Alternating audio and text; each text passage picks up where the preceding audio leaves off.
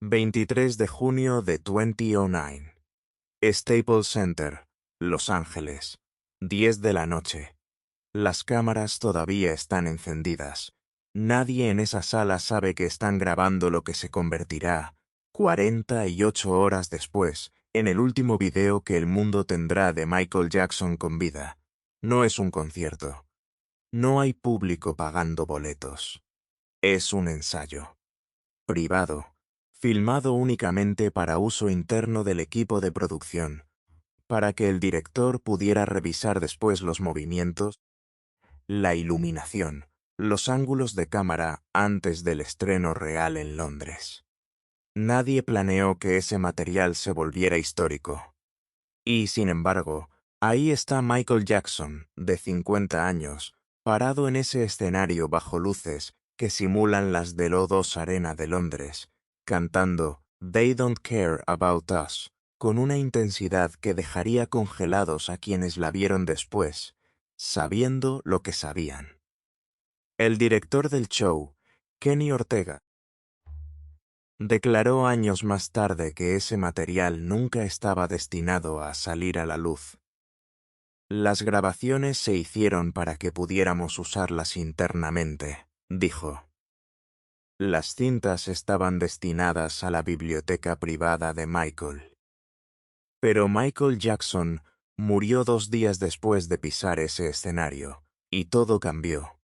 Para entender por qué este video específico se convirtió en un objeto de obsesión mundial, hay que entender primero el contexto exacto de esos días finales. Michael Jackson estaba a 20 días de comenzar la residencia más ambiciosa de su carrera. 50 conciertos consecutivos en el O2 Arena de Londres, bajo el nombre This Is It. Las entradas se habían agotado en minutos cuando salieron a la venta. Millones de personas alrededor del mundo esperaban ver, por primera vez en años, al hombre que había redefinido lo que un espectáculo musical podía ser. El 23 de junio, en el Staples Center, el equipo realizó lo que Dorian Holley, el director vocal de Michael desde 1987, describiría después como el primer ensayo completo, de principio a fin, de todo el show.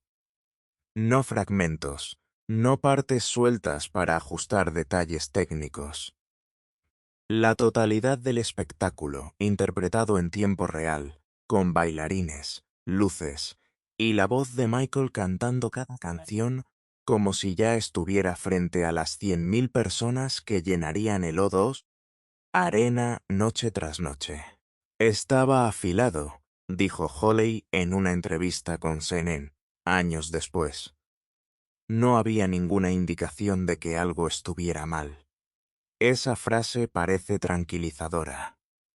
Pero inmediatamente después, Holley añadió algo que cambia completamente el tono de su testimonio.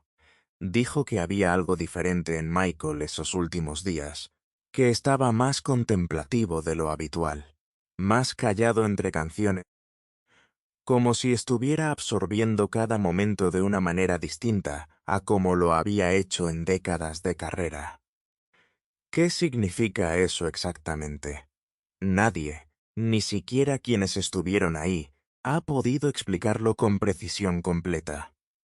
El video que se grabó esa noche del 23 de junio captura algo que ningún comunicado de prensa, ningún documental autorizado, ninguna biografía oficial pudo capturar con la misma honestidad brutal.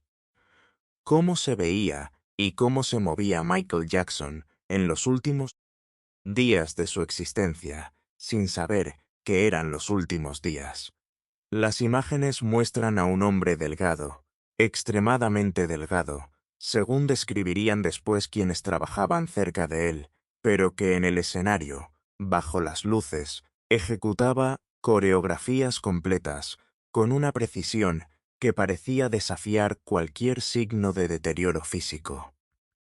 Bill Whitfield, el guardaespaldas responsable de la seguridad de Michael durante sus últimos años de vida, dio una entrevista al diario británico The Sun, donde describió lo que observaba fuera de cámara, en los momentos que el video no capturaba. Podía ver que estaba un poco más frágil de lo normal, dijo Whitfield. Estaba ensayando muchísimo. Podía notar que le estaba pesando. Esa es la paradoja central de este video. Lo que las cámaras muestran y lo que las personas que estaban presentes realmente vieron son, en cierto sentido, dos historias distintas ocurriendo simultáneamente en el mismo espacio físico. En cámara, un artista en control total, ejecutando movimientos que dejarían sin aliento a bailarines 30 años más jóvenes que él. Fuera de cámara, un hombre cuyo cuerpo estaba dando señales de un desgaste que sus colegas más cercanos podían percibir, aunque las luces del escenario lo disimularan. Hay un momento específico en el material grabado esos días que se ha vuelto, con el paso del tiempo, casi mítico entre quienes han estudiado los últimos momentos de Michael Jackson.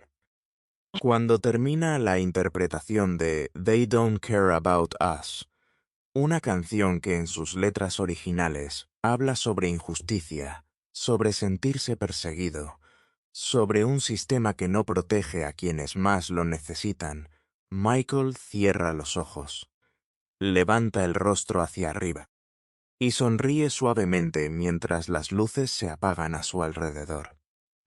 No hay guión para ese gesto, no estaba coreografiado. Es, según todos los que han analizado el material, un momento genuinamente espontáneo de un hombre que parecía estar absorbiendo algo profundamente personal en ese instante exacto. Dorian Holley le dio contexto a ese momento en una entrevista con la revista Time, realizada apenas 3 días después de la muerte de Michael, antes de que el mundo entero supiera la magnitud de lo que se había perdido. Hasta ese día, siempre había sido solo un concepto, dijo Holley, refiriéndose a todo el proyecto This Is It. Pero ese último día pudiste verlo en él, que finalmente estaba viendo el show completarse por primera vez. Fue un gran momento, un gran momento. Esas palabras adquieren un peso completamente distinto cuando sabes que apenas 48 horas después, ese mismo hombre estaría muerto en la habitación de una mansión alquilada a pocos kilómetros de ese escenario. Pero el material de ese ensayo no fue lo último que se grabó. Existe otra grabación, hecha apenas 12 horas antes de su muerte, filmada el 24 de junio de 2009, la noche anterior al día en que Michael Jackson fue encontrado sin vida en su dormitorio. Ese material, mucho más breve, mucho menos pulido que el ensayo completo del Staples Center, muestra a Michael en un ensayo adicional, ejecutando partes específicas del show con su equipo de bailarines, antes de regresar a su casa esa misma noche. Es ese segundo material, el de la noche del 24, el que técnicamente se convirtió en el último video filmado de Michael Jackson con vida. Y cuando ese contenido comenzó a circular años después en plataformas como TikTok, generó reacciones que mezclaban asombro con una tristeza casi insoportable. Usuarios comentando sobre la calidad de su interpretación, sobre lo que pudo haber sido si hubiera llegado a Londres, sobre el peso simbólico de ver a alguien moverse con tanta vida apenas horas antes de perderla. Un comentario que circuló ampliamente decía algo que resume el sentimiento colectivo, que de alguna manera resultaba casi ceremonioso que ese fuera su último momento grabado, considerando el mensaje de la canción y lo que vendría después. Ahora bien, hay algo que cualquier persona que investigue seriamente este tema necesita entender, porque añade una capa de complejidad que la mayoría de los videos virales sobre este tema omiten completamente. No todo el material que terminó usándose en el documental oficial This Is It estrenado 4 meses después de la muerte de Michael, correspondía exactamente a esos últimos días. Y cuando el documental finalmente se estrenó en octubre de 2009, surgió una controversia que pocos recuerdan hoy, pero que en su momento generó fricciones serias dentro de la propia familia Jackson. Joe Jackson, el padre de Michael, declaró públicamente, con una insistencia que sorprendió a los medios, que gran parte del documental usaba dobles de cuerpo en lugar del propio Michael. Llegó a decir que los medios van a destrozar esta película cuando se descubriera esa supuesta sustitución. Miembros de la familia Jackson expresaron sentimientos similares, afirmando que ciertas secuencias mostradas como ensayos de Michael en realidad correspondían a otra persona. Sony, la compañía que había pagado $60 millones por los derechos del material para producir el documental, emitió una negación categórica, calificando esas acusaciones como completamente falsas. ¿Qué hay de cierto en todo esto? La evidencia pública disponible no respalda de manera concluyente la teoría de los dobles de cuerpo en el material central del documental. Pero el hecho de que la propia familia de Michael Jackson haya planteado esa duda, públicamente, sin matices, añade una pregunta incómoda a toda esta historia.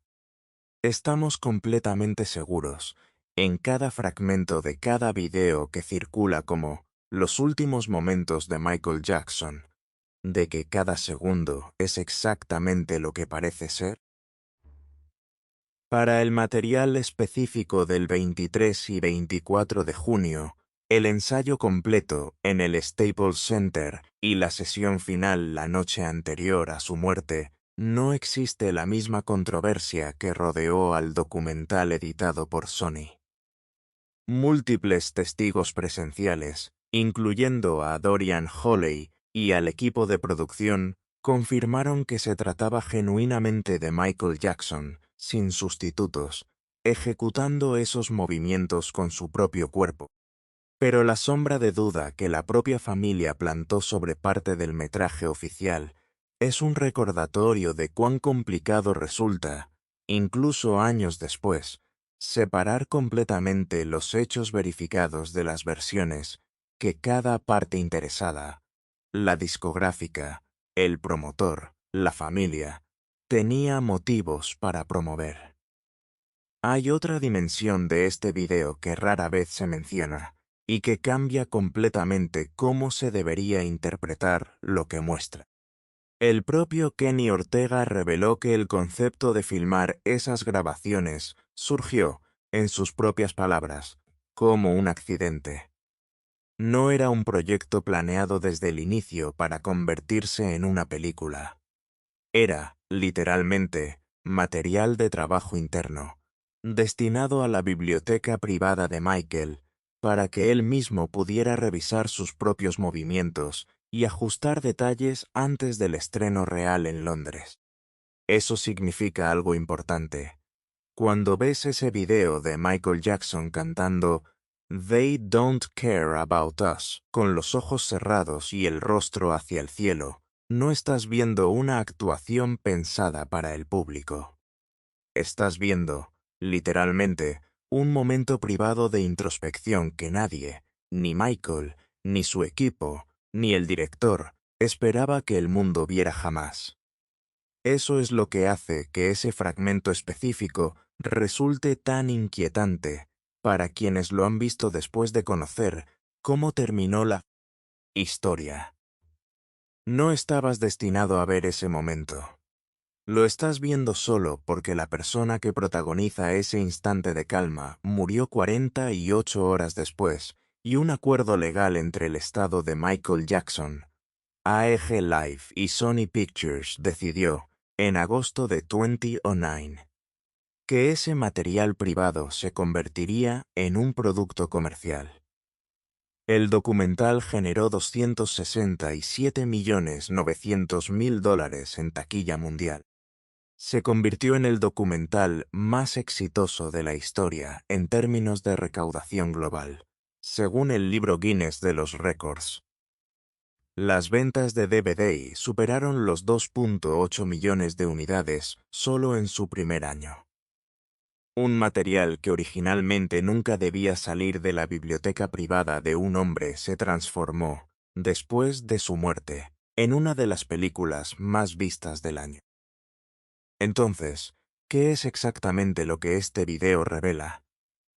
Revela a un artista de 50 años que, físicamente disminuido por años de estrés, deuda y el peso de una vida entera bajo escrutinio público, seguía siendo capaz de comandar un escenario con una precisión que dejaba sin palabras incluso a quienes lo habían visto actuar durante décadas. Revela un momento de contemplación silenciosa, ojos cerrados, rostro al cielo, que nunca estaba destinado a ser visto por nadie fuera de su círculo más cercano de producción. Revela las contradicciones de un hombre cuyo cuerpo daba señales de fragilidad que sus colaboradores más cercanos podían percibir, pero cuya determinación artística parecía, en ese momento específico, completamente intacta. Y revela, de manera quizás más dolorosa que cualquier otro dato de esta historia, la distancia exacta, 48 horas, entre un hombre completamente vivo en un escenario y ese mismo hombre, sin vida, en la habitación de una casa a pocos kilómetros de distancia. 48 horas. Eso es todo lo que separó ese último ensayo de la llamada al 911 que cambiaría la historia de la música para siempre. Lo que hace que este video siga generando la misma reacción años después de haberse filmado no es simplemente la nostalgia, ni la curiosidad morbosa por ver los últimos momentos de alguien famoso. Es algo más profundo. Es la confrontación directa entre dos versiones de la misma persona, capturadas en el mismo espacio de tiempo. El Michael Jackson que el mundo necesitaba creer que existía, invencible, eterno, capaz de regresar triunfalmente a pesar de todo lo que había pasado, y el Michael Jackson real, frágil, agotado, cuyo cuerpo ya estaba dando señales que nadie quiso o pudo interpretar correctamente a tiempo. El video no resuelve esa contradicción. La preserva, congelada, para que cualquiera que lo vea hoy tenga que enfrentarla por sí mismo. Ese ensayo en el Staples Center no fue grabado para que el mundo lo viera. Fue grabado para que Michael Jackson pudiera perfeccionar un show que nunca llegó a presentar. Y sin embargo, ahí está, disponible para cualquiera que quiera verlo. El último testimonio visual de un hombre que, 48 horas después de cerrar los ojos bajo esas luces, jamás volvería a abrirlos frente a un público.